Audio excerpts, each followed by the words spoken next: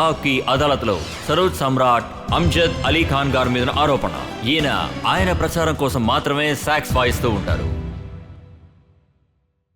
ఖాన్ గారు, ఇంకా చాలా పెద్ద పెద్ద మ్యూజిషియన్స్ ఉన్నారు. పండిత్ భీమ్ సింగ్ జోషి గారు ఉన్నారు, ఉస్తాద్ బడే గులాం అలీ గారు ఉన్నారు, అమీర్ అలీ సార్ ఉన్నారు.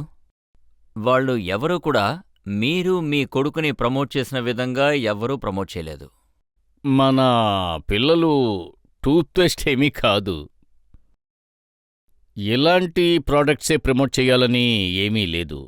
అది ఒక మనిషిని మీరు ప్రమోట్ చెయ్యలేరు. అంటే ఒకవేళ ప్రపంచం వాళ్ళని స్వీకరిస్తే మనం దానికి సాయం చేయగలం అంతే.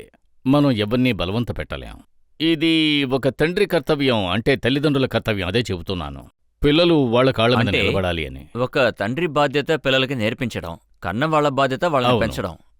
కానీ ఒక వ్యక్తి దేశానికి ఆస్తిగా మారితే వాళ్ళ బాధ్యత ఇంకా చాలా మందికి నేర్పించడం. అవును. కానీ మీరు 2 శిష్యులతో ఆపేశారు, అమాన్ అయాన్తో. లేదు, అలా లేదు. నా శిష్యులు ప్రపంచమంతటా ఉన్నారు. ప్రతి స్టేట్లోనూ ఉన్నారు. వాళ్ళు క్లాసికల్ మ్యూజిక్తోనే బతుకుతున్నారు కూడా. క్లాసికల్ మ్యూజిక్లోనే పనిచేస్తున్నారు, పెర్ఫార్మెన్స్ ఇస్తున్నారు కూడా. మిస్సెస్ శోభా దీపక్ సింగ్, ఆవిడ శ్రీరామ్ భారతీయ కళా కేంద్ర డైరెక్టర్. అవును. ఆవిడ ఏమన్నారంటే చాలామంది జెన్యూన్ ఆర్టిస్ట్ ఉన్నారు, వాళ్ళ పేర్లు కూడా చెప్పారు. టోనీ బోస్, సంజయ్ శర్మ, విశ్వజిత్ రాయ్ చౌదరి, వీళ్ళందరూ కూడా సరోద్ వాయించే వాళ్ళని చెప్తాను.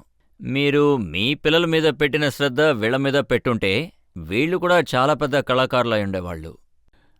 మీరు 3 పేర్లు మాత్రమే చెప్పారు, కానీ ఢిల్లీలో నేను 40 మందిని ప్రమోట్ చేశాను. ఒక ఫెస్టివల్ చేశాను, సరోజ్ ఫెస్టివల్, 15 ఏళ్ల క్రితం. పెద్ద పెద్ద సంగీత కుటుంబాల నుంచి గొప్ప గొప్ప ప్రావీణ్యుల్ని తీసుకొచ్చాను. ఢిల్లీ నగరం అదిరిపోయింది 40 మంది సరోజ్ విని. 40 మందిలో ఈరోజు 5-10 మంది అయినా వేదిక మీద వాయిస్తూ ఉన్నారు, కీర్తిప్రతిష్టలు సంపాదించుకున్నారు. కానీ డామినేషన్ మీ కుటుంబమే. లేదు, నేను ఎవరిని అడ్డుకోలేను.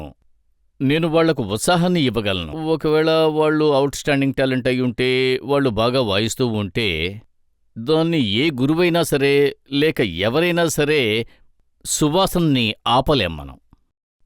అంటే సరోద్ వాయించేవాళ్ళు విశ్వజిత్ రాయ్ చౌదరి, చెప్పండి. ఆయనే ఆరోపణ వేశారంటే ఫ్యామిలీ డామినేషన్ ఉస్తాద్ అమ్జద్ అలీ ఖాన్ గారే క్రియేట్ చేశారు, అందుకే నేను పైకి రాలేకపోయానని ఆయన అన్నారు. అలాగా? పైకి రావాలి అనుకునేవాళ్ళు ఖచ్చితంగా వస్తారు, నిజంగా వాళ్ళకి అది టాలెంట్ కాదు, ఉంటే. మీకు కాన్సర్ట్ చేయడానికి అవకాశం వచ్చినప్పుడు మీరు కండిషన్ పెడుతున్నారు, మా 2 పిల్లలతో ప్యాకేజ్ డీల్ జరగాలి అని. అలాంటప్పుడు ఇంకొకరికి ఎలా లేదు అవకాశం లేదు, వస్తుంది? అలా ఏమీ లేదు. చూసారంటే పిల్లల సాధన, అమాన్ అయాన్ సాధన చూశారంటే వాళ్ళ సిన్సియారిటీ, వాళ్ళ పోరాటం, వాళ్ళని ఇండియాలో మాత్రమే కాదు విదేశాల్లో కూడా సోలో పెర్ఫార్మెన్స్కి పిలుస్తున్నారు, డ్యూయెట్కి పిలుస్తున్నారు, వాళ్ళని సినిమాలకి మ్యూజిక్ చేయడానికి కూడా పిలుస్తున్నారు. వాళ్ళకి యాక్టింగ్ ఆఫర్స్ వస్తున్నాయి, మోడలింగ్ ఆఫర్స్ వస్తున్నాయి. అందువల్ల నేను అందరికీ నేర్పించేశాను, అందరికీ ఫుల్ ఎంకరేజ్మెంట్ ఇచ్చాను. కానీ నేను ఎవరినీ అడ్డుకోలేను. మీకు సినిమాలో యాక్ట్ చేయడానికి హీరో ఛాన్స్ దొరకలేదా? ఒక సినిమాలో నేను సరోజు వాయిస్తున్నట్టుగా చూపించారు. ఆ సినిమా పేరు స్పర్శ్.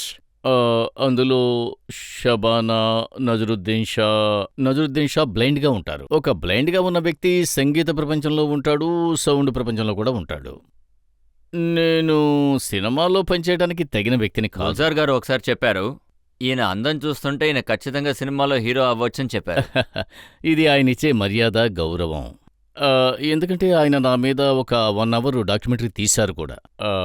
అది ఆయన ప్రేమ, కానీ నేను యాక్టింగ్ ఎక్కువగా కొనసాగించలేను.